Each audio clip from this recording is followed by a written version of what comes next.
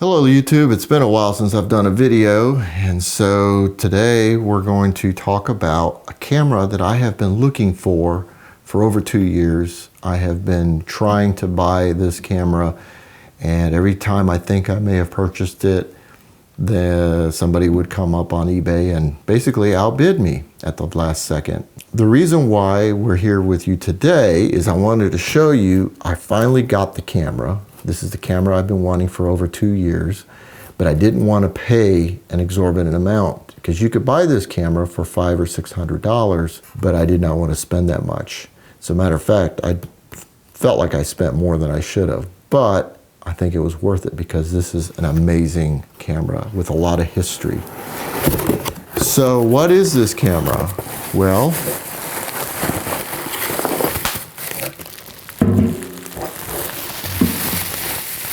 it is well packaged.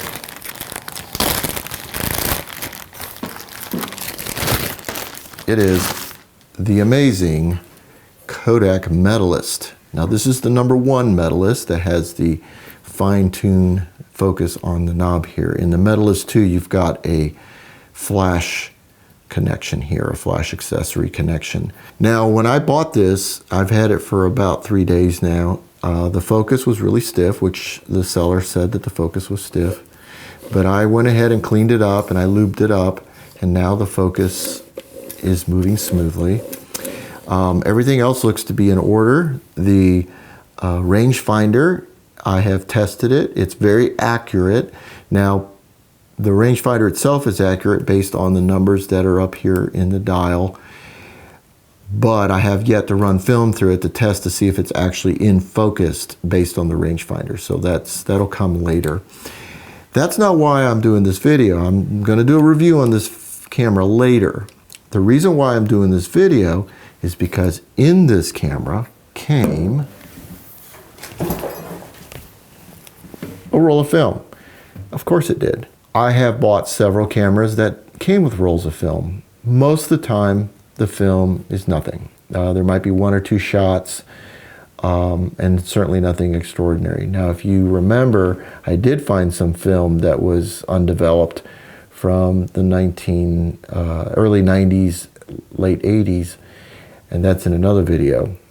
And that did have something. This roll of film is 620 film, which is what this camera is originally designed for. Today, what people do is they either re-spool 120 film onto 620 spools or reels, or you can buy re-spooled 120 film onto 620 reels and run it in here. Or you can modify the camera itself to accept the 120 spools. The 120 spools are just a tad wider. They're a little wider than these older 620 spools. So it's original 620 film. The other thing that's interesting about it is it's color film. It's Kodak Kodacolor X. That's what it says here, Kodacolor X. And it's a C22 process. Now, current color film, most of it is C41. The C22 has not been used since about 1972, best I can tell. So these images are probably at least mid-70s or older, if there's anything here. Now it was exactly like this, and it said exposed on it. So either someone shot a roll of film in here, forgot it was there when they put the camera away, and when someone else got a hold of it, they basically kept it in there. Tells me the camera hadn't probably been used since the mid-70s. So now I'm wondering if there are images on here. Now I did a little research. C22 chemistry no longer exists. You cannot purchase it. I can't find any labs that are still processing C22 color.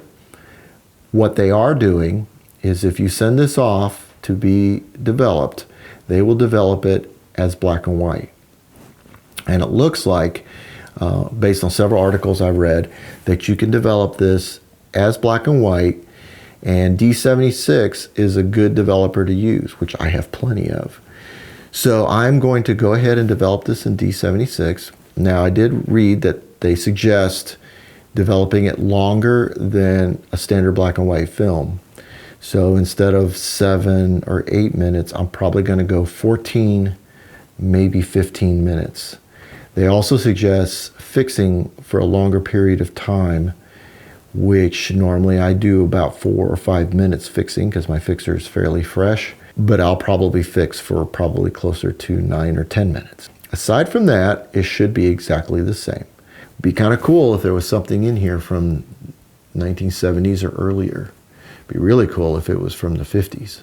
But anyway, let's find out what's on here. What do you say?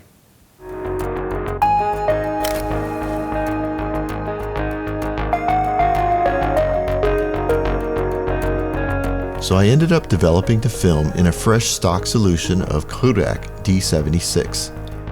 I first soaked the film in room temperature water for over 5 minutes because I actually handled the film quite a bit when trying to load it onto the development reel. In fact, it took me nearly 2 hours to properly load the film.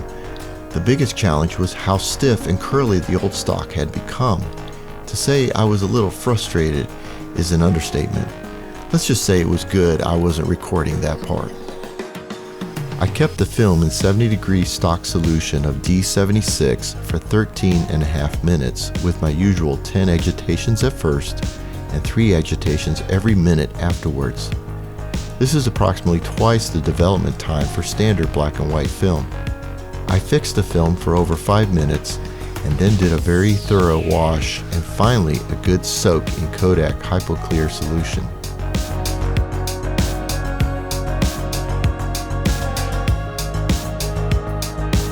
Now for the moment of truth. Did I just waste 4 hours of my life? Ooh, there are images.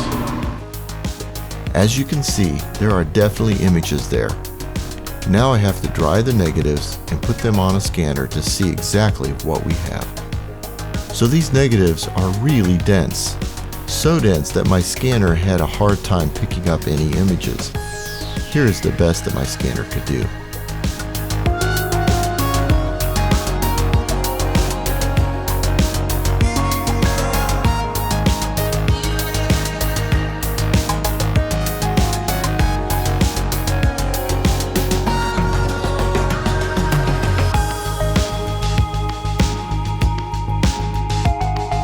I was so disappointed with the scanner's results, I decided to photograph the negatives using a light panel and my GH5. Here are the results after several trial and error attempts using Photoshop to enhance as much detail as possible. So now the question is, who were these people? This looks like a family get-together, perhaps a 4th of July picnic. This also looks like some very flat country. It definitely looks like farmland.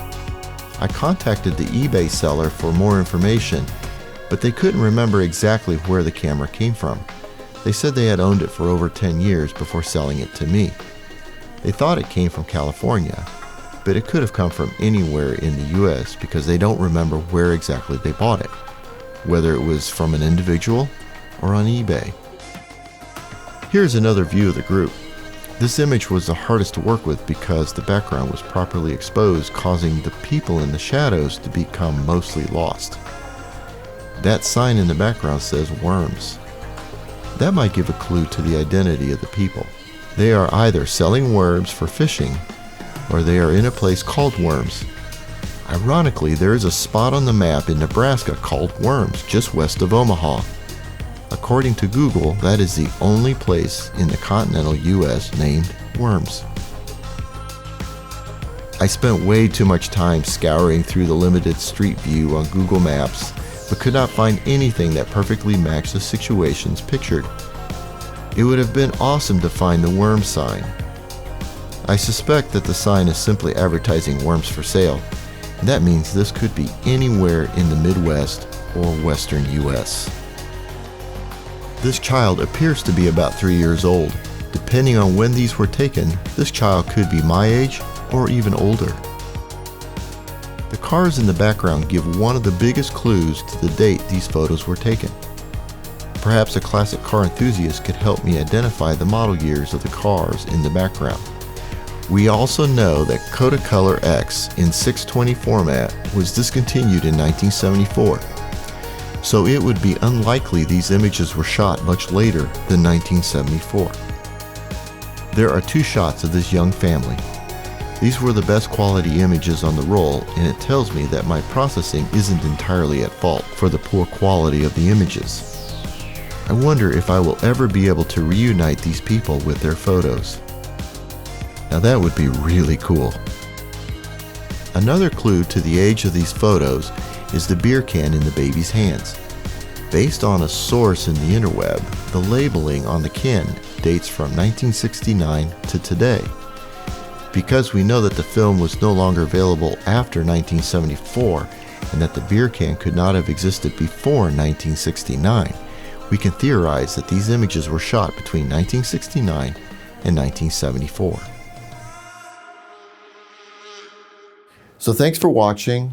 As you can see, it's taken me more than a day or two to make this video, but it was worth it. It was amazing to see that there were images there. If you enjoy this content, please like and subscribe. But more importantly, share this video with people, because the more eyeballs that see this, the better chance I have of finding out who these people are. It would be amazing if I could just get someone to say, hey, that's my grandma, or that's me as a child. It would be just totally bizarre.